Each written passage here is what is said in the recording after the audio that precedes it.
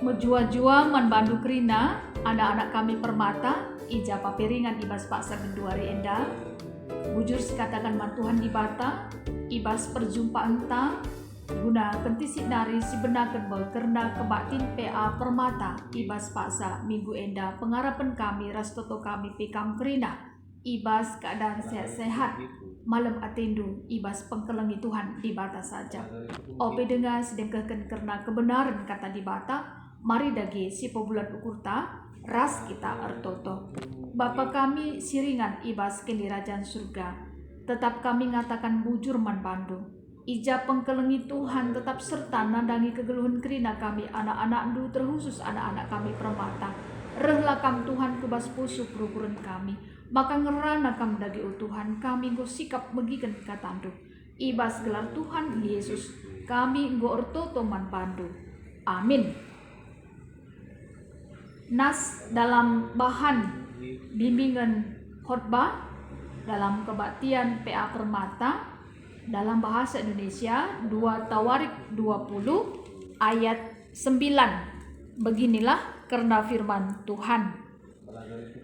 Bila sesuatu malapetaka menimpa kami, yakni pedang, penghukuman, penyakit sampar atau kelaparan, kami akan berdiri di muka rumah ini, di hadapanmu, karena namamu tinggal di dalam rumah ini, dan kami akan berseru kepadamu di dalam kesesakan kami, sampai engkau mendengar dan menyelamatkan kami. Sampai di sini pembacaan firman Tuhan. Anak-anak kami permata yang dikasih Tuhan, wajar ya, kalau menurut kami sangat wajar kalau kita pernah takut, kita khawatir di dalam kehidupan ini. Ya namanya ya pasti kita masih tinggal di dalam dunia ini. Rasa takut, rasa khawatir itu pasti akan selalu ada. Tapi kalau takut yang berlebihan sampai mengganggu waktu istirahat kita, makan pun tidak selera begitu ya. Apapun yang dikerjakan tidak fokus, ini yang perlu diantisipasi. Kita harus mencari akar masalahnya. Supaya apa? Supaya kita mampu mengatasi rasa khawatir, ketakutan, apapun itu. Dan segera mencari pertolongan Tuhan. Karena hanya lewat pertolongan dengan kasih Tuhan, pasti ada damai sejahtera di hati kita. Hari ini kita akan belajar karena firman Tuhan sesuai tema kita berseru kala sesak. Kita belajar karena firman Tuhan tentang Yosafat. Ada apa dengan Yosafat? Siapakah si Yosafat enda? Yosafat nama ibunya Azubah, anak Silhi.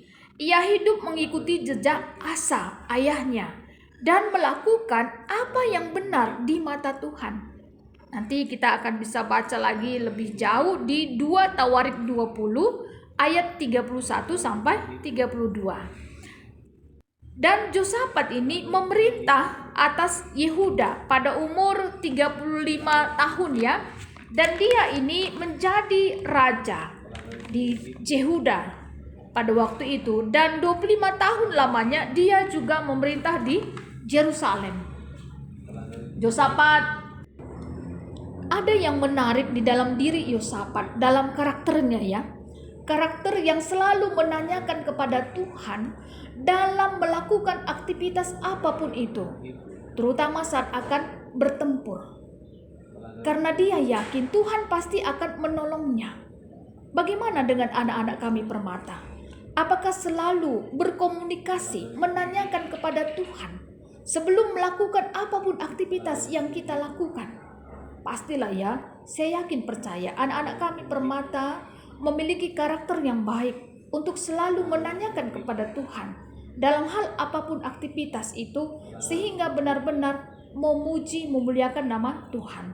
Berbeda dengan Ahab Raja Israel yang tidak mau menanyakan kepada Tuhan, apalagi kepada Nabi Mika, karena Ahab sangat membenci Nabi Mika. Menurut Ahab, dia selalu menubuatkan yang tidak baik kepada Raja Ahab. Yaitulah ya, karena Nabi Mika memang selalu memohon pertolongan kepada Tuhan sebelum menubuatkan apapun itu. Sehingga memang nubuat Nabi Mika, Raja Ahab datkan sadat cilaka ibas pertempuran, raslah ia selamat.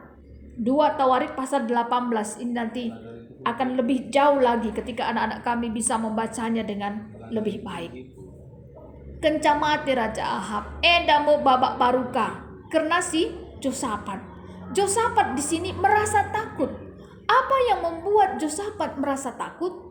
Ternyata dia itu mau diserang.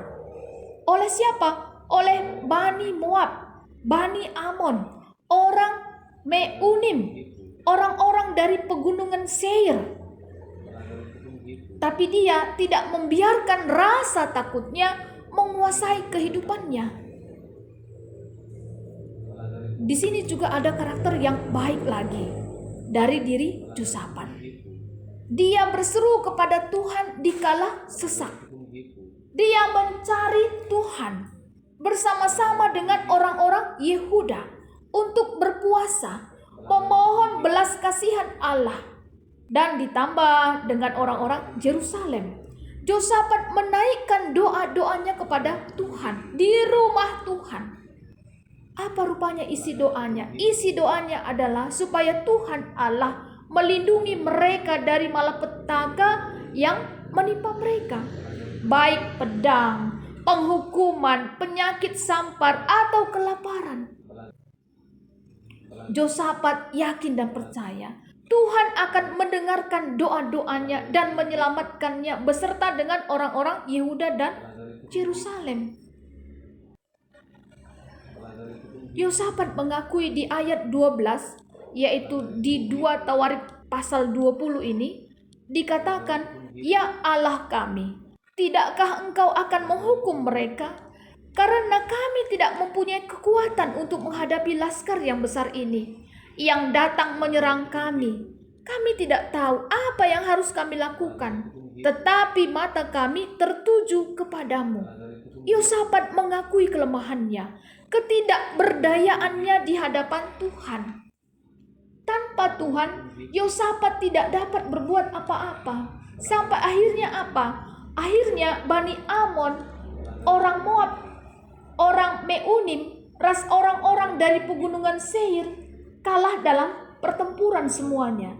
Karena pertolongan Tuhan, Yosafat beserta dengan orang-orang Yehuda dan Yerusalem menang. Mereka selamat, tidak terjadi apa-apa dengan mereka.